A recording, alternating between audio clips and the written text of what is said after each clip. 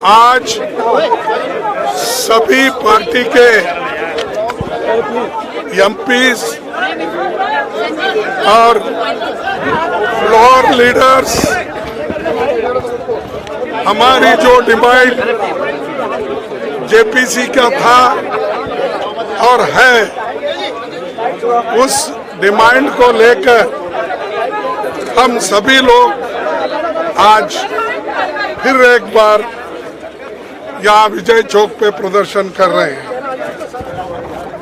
एक बात तो इससे साफ और जाहिर होता है कि मोदी जी जनता से कुछ छुपाना चाहते हैं।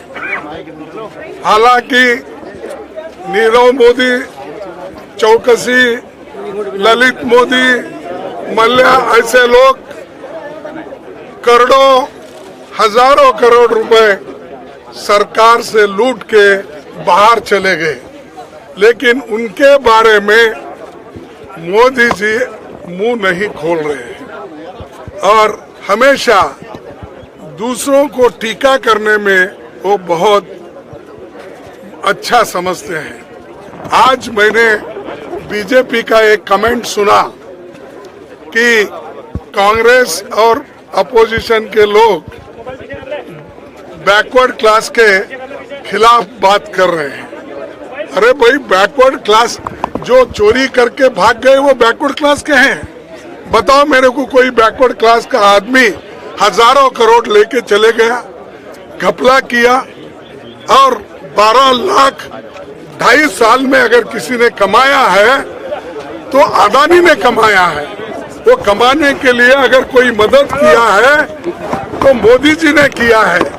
हम अदानी की बात कर रहे हैं तो ये बीच में झगड़ा लगाने के लिए बैकवर्ड क्लास, फॉरवर्ड क्लास बोल रहे हैं। अरे पैसे जो हड़प कर रहे हैं उसके लिए हम तो जेपीसी चाहते हैं। यहाँ पर बैकवर्ड फॉरवर्ड का सवाल कहाँ आ गया? ये एक तरफ, और दूसरी तरफ जो हमारा एक ही मुद्दा है, जो जनता का पैसा है, LIC का, आपका भी पैसा लगा हुआ है, सामान्य जनता का पैसा उसमें लगा हुआ है, और बैंक में जो डिपॉजिट रखते हैं वो भी सामान्य जनता का होता है। ये सब पैसा निकालकर लोन देकर उनकी जो कितनी उनकी असेट है उसका कोई ब्यौरा उन्होंने नहीं लिया। जैसा पूछते गए वैसा देते गए, और आज उनका जो शेयर वैल्यू भी गिर रहा है, तो हमारे पैसे जो LIC के उसमें है उसका भी, वो भी कमजोर हो रहा है, बैंक्स कमजोर हो रहे हैं। ये सारी चीजें बाहर आने दो, इसीलिए हम ज्वाइंट प्रेस कॉन्फ्रेंस, ज्वाइंट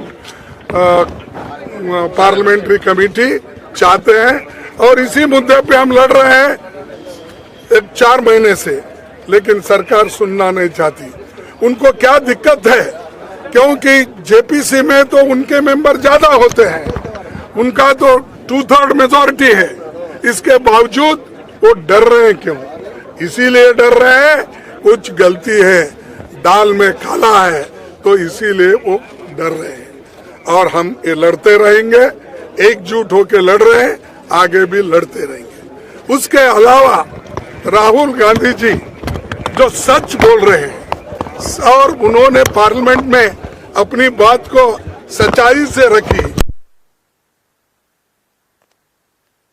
कि अदानी को किसने लेके गया था विदेशों में, और जब प्रधानमंत्री जी विदेश गए थे उस वक्त कहां पर अदानी उनको मिले, ये सारी चीजें उन्होंने पूछी। क्या ये गलत है? पार्लियामेंट में इंफॉर्मेशन लेना गलत है? और इसलिए वो आज राहुल जी को भी बोलने नहीं दे रहे, और उनके लिए उनको एक्सप्लेन करने के लिए भी वो नहीं दे रहे। इसका मतलब क्या है कि हम लूटते रहेंगे, तुम मुंह बंद करके रहो, ये उनकी चाल है।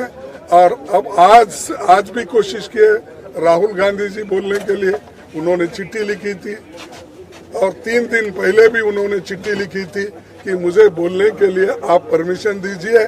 मेरे खिलाफ 4 मिनिस्टर्स पार्लियामेंट में बोले हैं, मुझे भी वही हक दो जो जिस मेंबर्स को या जिस मिनिस्टर को आपने हक दिया है। तो फिर भी उन्होंने माना नहीं। इससे ये जाहिर होता है कि डेमोक्रेसी को खत्म करने का, फ्रीडम ऑफ एक्सप्रेशन को खत्म करने का, फ्रीडम ऑफ स्पीच को खत्म करने का, और आगे एक दिन ऐसा आएगा अगर यही चाल से वो चले और चल रहे हैं जिस राह से, तो इस देश में ऑटोक्रेसी आएगी, डिक्टेटरशिप आएगी और सबके बंद हो जाएंगे। हम बोलने वालों का भी बंद हो जाएगा मुंह। आप जो आज रिकॉर्डिंग करके सो टीवी में दिखाते हैं, लिखते हैं, वो भी बंद हो जाएगा। तो इसीलिए सबके लिए लड़ रहे हैं हम, जमहूरियत को टिकाने के लिए, संविधान को बचाने के लिए, freedom of speech and expression को बचाने के लिए हम कोशिश कर रहे हैं। और जो सच बोलते हैं उनको जेल में डालने की कोशिश वो करते हैं। सिर्फ एक ही पार्टी का नहीं, कांग्रेस का मैं बोल रहा हूँ, सभी पार्टी के लोग आज जितने भी अपोजिशन पार्टीज है जो सच बोल रहे हैं, ठीक ढंग से है, उनको भी सताने का काम कर रहे हैं। तो एक पार्टी सभी पार्टियों को वो अपना डंडा चला रहे हैं। तो ईडी का धमकी दे रहे हैं, सीबीआई का धमकी दे रहे हैं, और ये धमकियां जो वो लोग दे रहे हैं इसलिए दे रहे हैं कि डेमोक्रेसी में कोई बात न करे और उनके खिलाफ कोई बात न करे। ये उनकी मंशा है, लेकिन हम रुकेंगे नहीं। हम अपनी बात को रखते जाएंगे, लड़ते जाएंगे और देश बचाने के लिए, डेमोक्रेसी बचाने के लिए, संविधान बचाने के लिए पूरी कोशिश हम सभी लोग मिलकर करेंगे।